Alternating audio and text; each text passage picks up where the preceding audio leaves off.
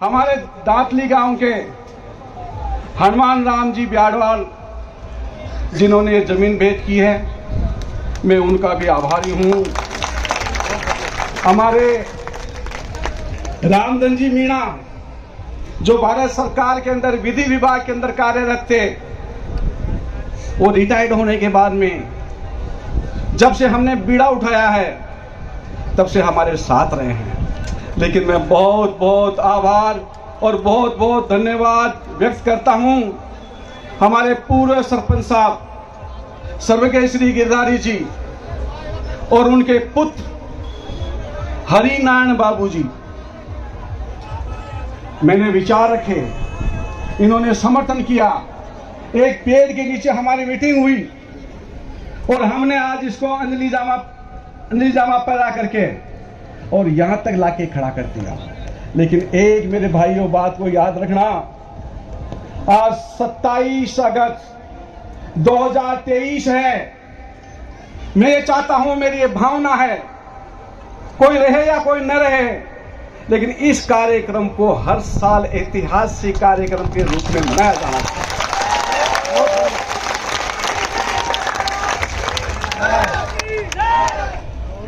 कोई भी काम करता आदमी, लोग नाराज भी होते हैं,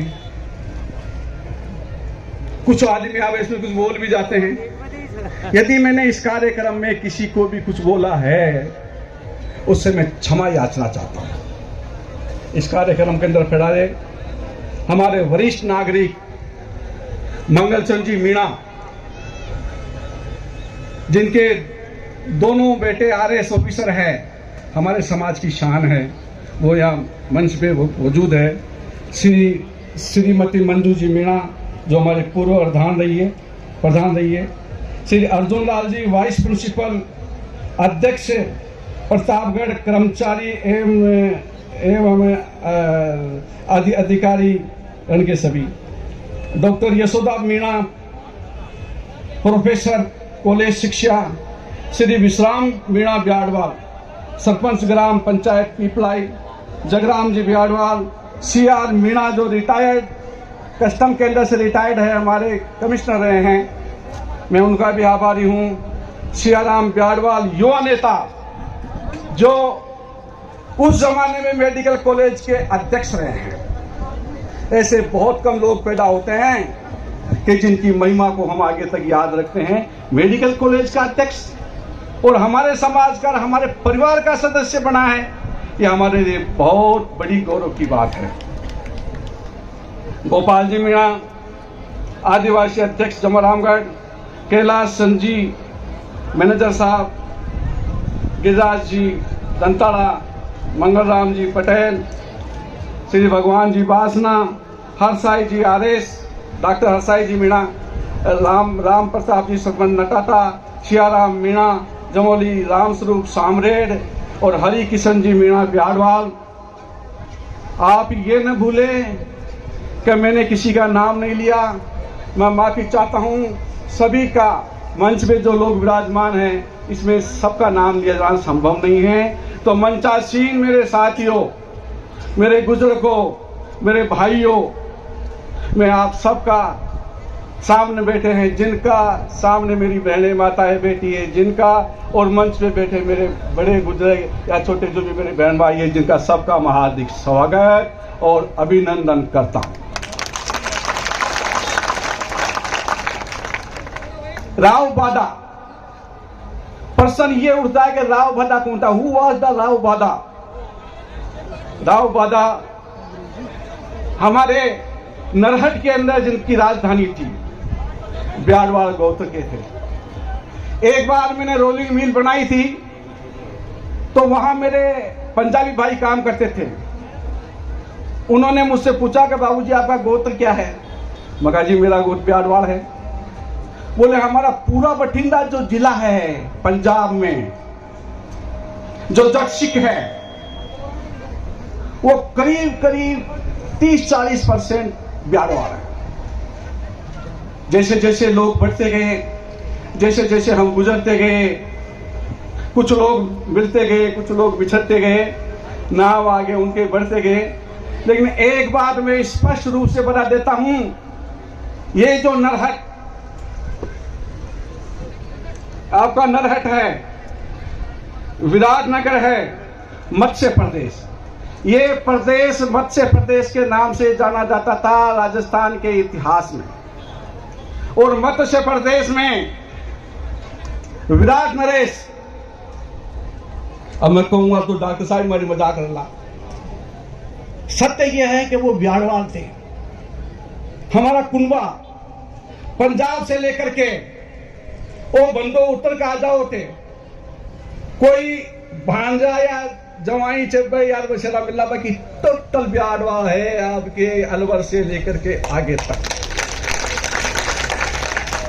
मुझे गर्व है इस परिवार में पैदा होने में। हमारा रिश्ता जो विराट नरेश है, पांचों पांडवों ने अज्ञातवास के अंदर उनके यहां आकर के शरण ली थी। ये इतिहास है, इसको कोई झुठा नहीं सकता है। ये मत्स्य प्रदेश है, इसमें हमारी जो खास जातियां थी वो मीणा और भीरी थी, बाकी ये सब लोग बाहर से आए हैं। और जो जो पेट बड़ा होता है त्यों उसकी टहनियां बिखरती जाती है, टहनियां फैलती जाती है। कई बिरादरियां, कई जातियां ऐसी है, हम भी किसी से निकले हैं, वो हमारे में से निकले हुए हैं, वो सब हमारे हैं।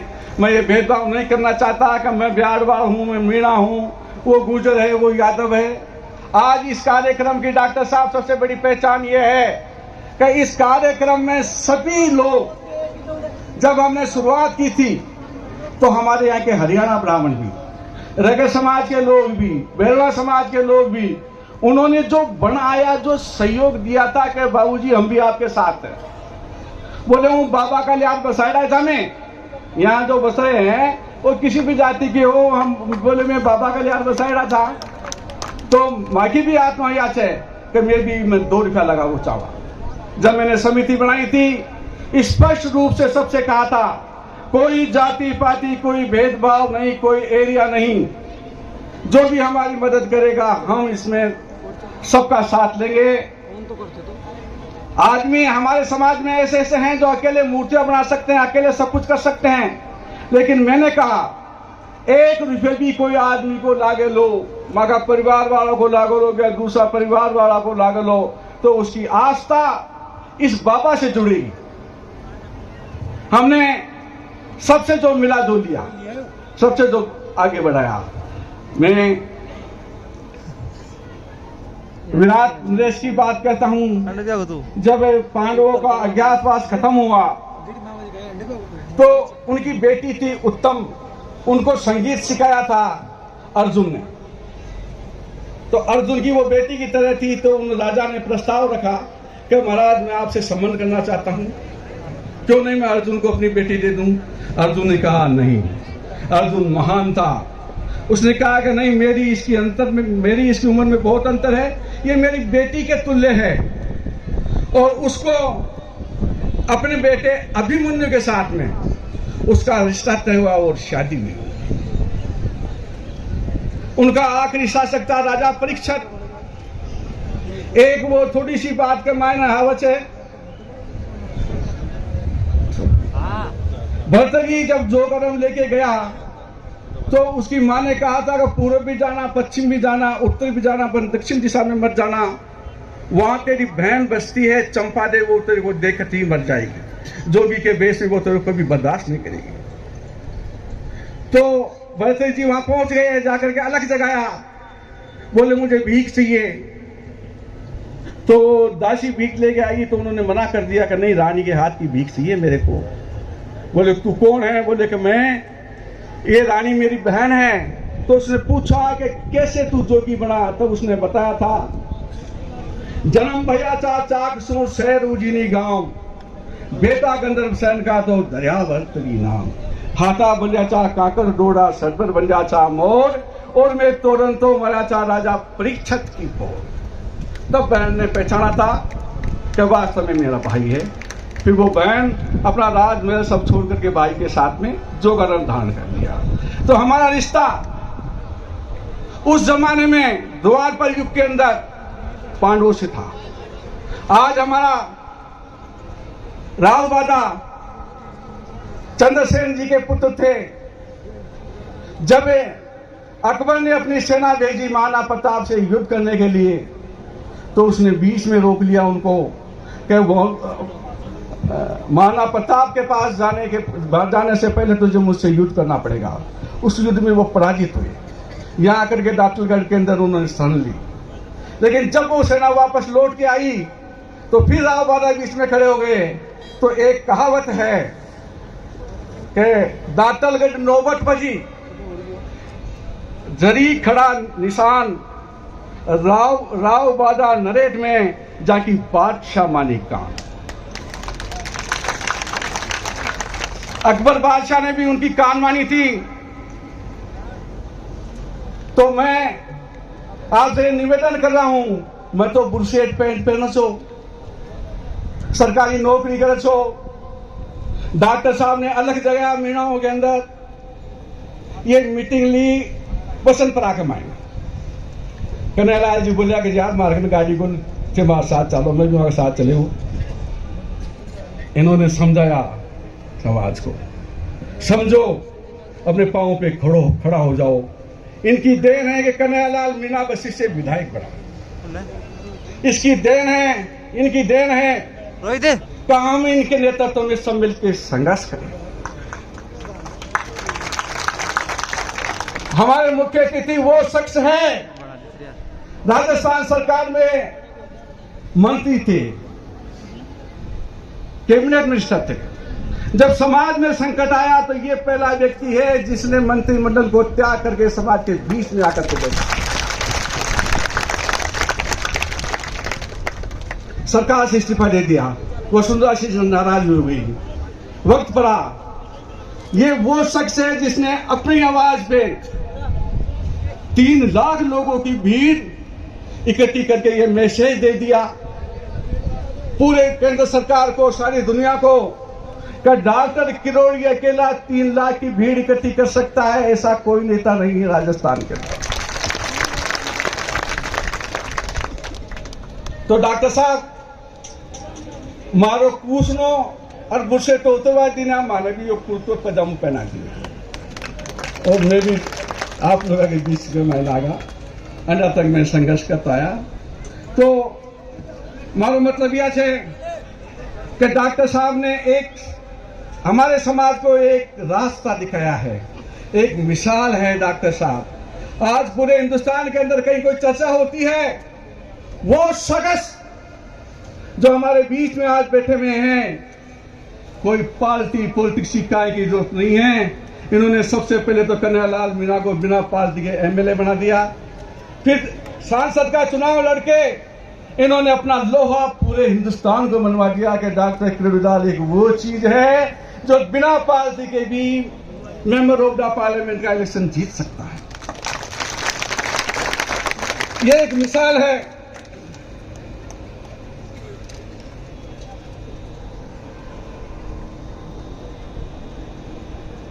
ये एक मिसाल है हमारे सबके लिए।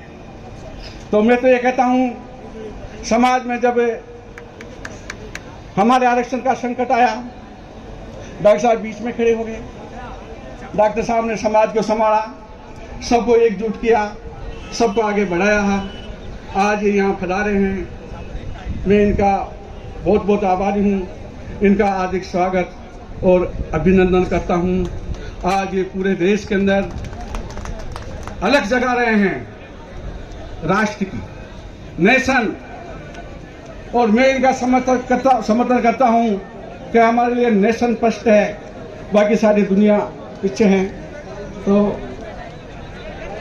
मैं आपका बहुत बहुत स्वागत और अभिनंदन करता हूं। बहुत बहुत धन्यवाद। मैंने बहुत ज़्यादा टाइम ले लिया, जिसके लिए मैं आप लोगों को माफी चाहता हूं। धन्यवाद।